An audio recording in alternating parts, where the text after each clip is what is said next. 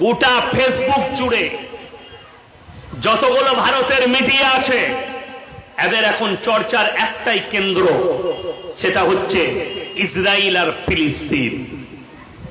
এটা হচ্ছে এদের চর্চার কেন্দ্র। যদি কেউ বলেন এই আলোচনা স্টেজে করা যাবে না, আমি ইয়াসিন ফতোয়া দিয়ে যাচ্ছি, সে বেঈমান হয়ে যাবে, তার ঈমান চলে যাবে।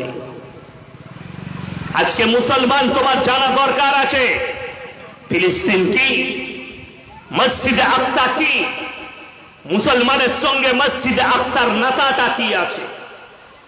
কেউ যদি বলে মসজিদে আকসাটা দখল করেছে, ওটা ছেড়ে দেওয়া দরকার, আমি ইয়াসিন ফতোয়া দিয়ে যাচ্ছি, সে কাফের হয়ে যাবে, তার ঈমান নষ্ট হয়ে যাবে।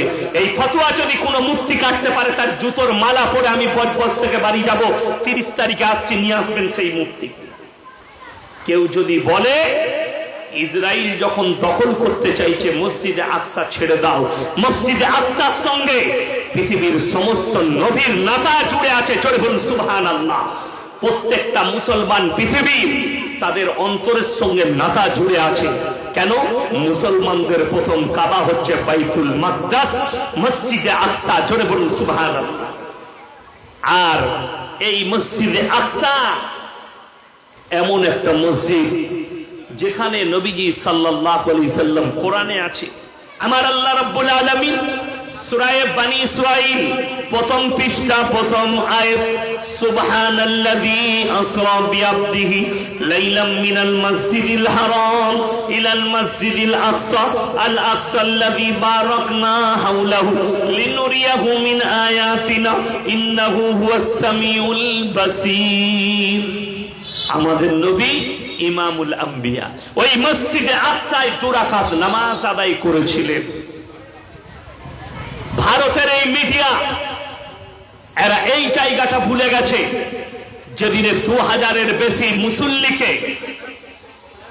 ফিলিস্তিনের নামাজ রত অবস্থায় অনবরত গুলি চালিয়েছিল ইসরায়েলি সেনারা।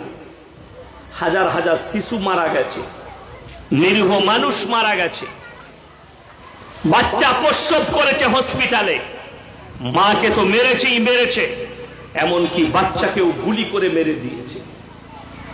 আজকে বড় কষ্ট লাগে, এরা খালি দেখাচ্ছে দেখো ইসরায়েল के ऊपर जंगी হানা है।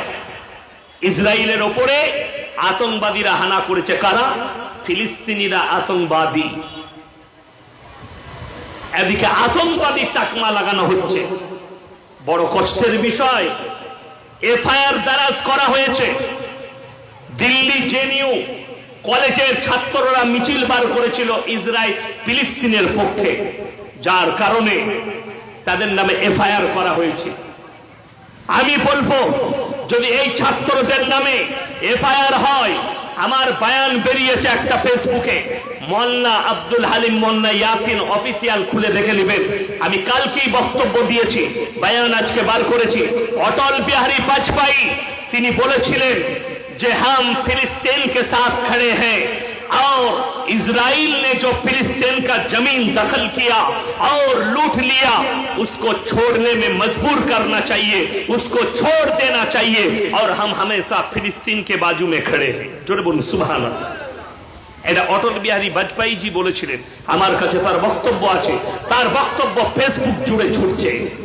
আজকে বড় কষ্ট লাগে আমার মুসলমান ভাই, আপনি আমি মনে করেছি যে ফিলিস্তিনে যেটা হচ্ছে যা হচ্ছে হোক না। বুখারী শরীফের হাদিস, মুমিনরা শুনে যান, যাদের দিলে ঈমান বেঁচে আছে, যাদের দিলে জজবাত আছে, যাদের দিলে আল্লাহর ভয় আছে, আমার নবীজি বললেন এক মুমিন আর এক মুমিনের ভাই ভাই। জোরে বলুন সুবহানাল্লাহ। কোরআনে আমার আল্লাহ বললেন এক মুমিন আর এক মুমিনের বন্ধু। জোরে বলুন সুবহানাল্লাহ। আমার মুসলমান ভাই, আপনার যদি দিল না কাঁদে কোনো মুমিনের ক্ষতি হলে, তাহলে জানতে হবে আপনার মধ্যে ঈমানের টুকরো বেঁচে নেই, আপনার জমির শেষ হয়ে গেছে। এই ভারতের মিডিয়াগুলোকে বলুন, রাশিয়া বুলডোজার চালিয়েছে ইউক্রেনের ওপরে, হাজার হাজার মানুষ মারা গেছে, লাখ লাখ মানুষ বেঘর হয়ে গেছে, দেশ ছাড়া হয়ে গেছে ইউক্রেনের এক একটা শহরকে খন্ডার বানিয়ে দিয়েছে। মিসাইল আর গোলা বারুদের দ্বারা। কিন্তু ভারতের এই কুত্তা মিডিয়াগুলোর হিম্মত নেই যে একবার খালি বলে দেয় রাশিয়াকে আতঙ্কবাদী। সেই দিনে তোমার ঘরে ঢুকে তোমাকে মেরে যাবে রাশিয়া। কেন? ওটা হচ্ছে তোমাদের বড় বাপ। बाप के ऊपर बात करने के लिए दम चाहिए। और ये फिलिस्तीन तो छोटा देश है, इसको आतंकवादी कहना बहुत आसान है। রাশিয়া টেরা মাল বলে সে ভালো। সিরিয়ার উপরে আমেরিকা গোলা বারুদ। পৃথিবীর মধ্যে সবথেকে বড় সন্ত্রাসবাদ, সবথেকে বড় আতঙ্কবাদী যদি কেউ হয় সে হচ্ছে আমেরিকা, যে গোটা পৃথিবীকে লাজ করিয়ে রেখেছে। আমি তো দোয়া করি আল্লাহ আমেরিকাকে পৃথিবীর মানচিত্র থেকে মুছে দাও। ইসরায়েল তো কোনো দেশই ছিল না আমাদের জানা না। ইসরায়েল কোনো দেশই নয়। হিটলার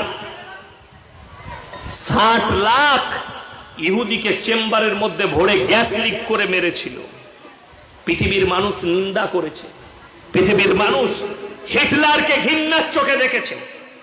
আজকে মুসলিম বিশ্ব যারা ইসরায়েলকে নিয়ে এসে দয়া করে বসিয়েছিল, আজ তারা বুঝতে পারছে হিটলার বলেছিল যারা বসবাস করতে দিয়েছে যে মুসলিম রাষ্ট্রগুলো ইহুদিদিকে বাঁচিয়ে নিয়ে গিয়ে বসাইয়েছে, একদিন আমি চলে যাব, আমার পরে একদিন মানুষ মনে করবে আমি কেন ইহুদিদিকে মেরেছিলাম। তার এই ভাষাটা আজকে মুসলিম রাষ্ট্রগুলো বুঝতে পারছে যে কেন হিটলার এদিকে হত্যা করেছিল। আমার মুসলমান ভাই, একটা মুসলমান বললে মানবতার হত্যা নয়। এই মিডিয়ারা এত বড় হারামখোরের আওলাদ, এই ভারতের কুত্তা মিডিয়াগুলো আজকে ইসরায়েল আর ফিলিস্তিনের যুদ্ধ বারবার দেখাচ্ছে, সারাদিন পড়ে আছে। মুসলমান শাহাদাতকে ভালোবাসে কিন্তু কখনো বেঈমানি কুফরিকে ভালোবাসি না। ওই জন্য মুসলমান ভাই সবাই দোয়া দিবেন, আল্লাহ জানো ফিলিস্তিনের মজলুম মুসলমানকে হেফাজত করে। জোরে বলুন আমিন। যাদের উপরে জুলুম হচ্ছে আল্লাহ যেন তাদেরকে নিস্তে নাবুদ করে দেয় সেই বেঈমান কাফেরকে। ওই জন্য আমি বলছি মুসলমান এডুকেশন নিয়ে এসো, শিক্ষা নিয়ে এসো, দ্বীনি শিক্ষা নিয়ে এসো, ইলম নিয়ে এসো, যাতে করে তোমাদিকে কেউ প্রতিহাত না করতে পারে।